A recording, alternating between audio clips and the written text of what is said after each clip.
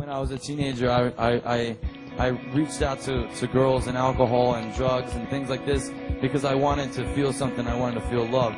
I started playing music at the age of 17, and I was like, that's what I want. I'm going to work to get this respect in my life. And I started doing it, and people came to me. People loved my music. I was using my energy for wrong. I wasn't doing the right thing with it. And I feel like now that I look back, I think God was like, man, it's close.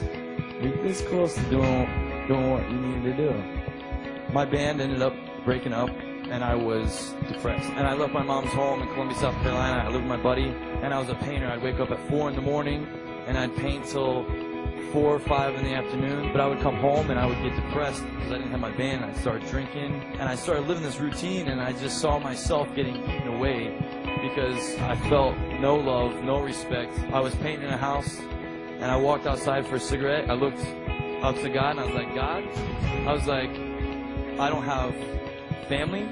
I don't have love. I don't have respect for myself. I don't have anything. And I want to kill myself and take my life. A month before that, I started thinking about committing suicide. And I was like, God, if you're real, Jesus, if your son, Jesus, and I was just like that, man. I was taunting. I was like, because I didn't care, because I never saw any proof of any of this. If your son Jesus is real and you're real, you need to show me right now, because right now I'm giving my heart to you, and if you don't want it, then nobody wants it, because I don't want it. I'm telling you right then and there, I could not stop smiling. You finally became a real man and looked to your Creator and said, here I am, take me. Heroin, drugs, alcohol, sex, betrayal, take this out of my life. I don't want to think about it. I don't want it to be a part of who I am today. You just have to ask the Lord to cleanse you of these things. You're not going to be perfect. You're going to fall again. God knows this, but He loves you. You will never be alone. You are forgiven. Don't abuse grace, but embrace it. Understand it. And that's why I walk up here with you guys, and I have no shame, because God has taken that all away from me, and I'm a brand new human being with new desires, God's desires, and God's love.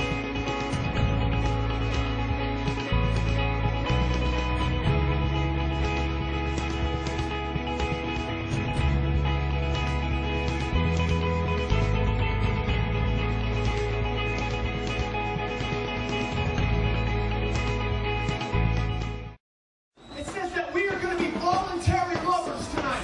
We're going to pick Him over everything else. This is not about Sleeping Giant. It's not about music. This is about worship in the heavens, you guys. So lift your voices and lift your heart, and we're going to worship Jesus tonight. So just the Holy Spirit is the most important guest at a Sleeping Giant show. That's all we want, is for the Holy Spirit to come and make Himself known. How we define relationships here on earth, we can define our relationship with God like that. We can have encounters like that. He expects and wants you to have encounters like that. He doesn't want to be a concept to you. That's right. He wants to be your Father. So we're not here to perform, because if we come and we lift up our praises in sincerity, then by the grace of God, He comes, and then you guys get to share in that experience. I just want you guys to get hungry for something way better than performance Christian band. We need to get a higher vision for what we are doing here. The call is to worship a man, no longer to worship the doctrine or concept. We can't worship concepts anymore. Because when we look at Him, when we're actually having experiences with God and responding to God and responding to who He is, responding to His goodness, responding to His grace, to His mercy, to what Jesus did for us on the cross, when we respond to that, what that actually does is establishes His throne room or His kingdom or His authority here on earth. And I can testify to that. The safest place for the bride, you guys, to become familiar with what it's like when the Holy Spirit enters the picture is in worship. But tonight when we play, when you guys see us play, I want you to come with an expectancy that because we're lifting up praises, biblically that sometimes are spontaneous, that God is establishing room for himself to hang out. So we want to see Jesus lifted up, and we want him to get the glory, and we want Jesus to draw all men to himself, and whatever your language is, we want God to get the credit.